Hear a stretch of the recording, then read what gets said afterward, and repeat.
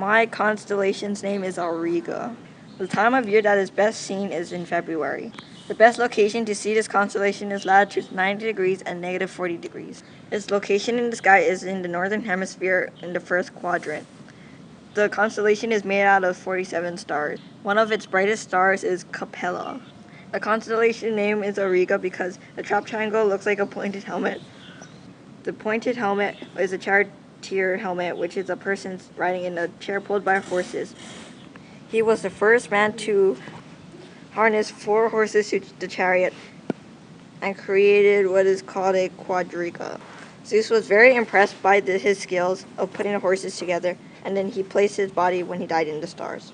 My constellation story was called A Friendly Constellation. The constellation Auriga was first found by a very famous explorer named George. He was working on a project of finding the total amount of moons for the moon when he looked up and saw stars. He didn't think much of it, but then he saw different shapes. He saw a figure of a square or triangle. After that day, he would try to look for different patterns in the sky. He used that same pattern, and 1 year ago, he started making complex shapes using the stars. He made a constellation of a dog, a parrot flapping its wings, and even a picture of a cat. Now he made a shape that he thought looked very familiar. It was a picture of a person named Auriga. He wondered how he saw it and eventually named it after him since he made a great discovery and made George famous. Past astronomers didn't think much about his constellation as he wasn't the first to see it, but George's fan understood and saw the shape of Auriga, his partner and a friend. And this is my works cited.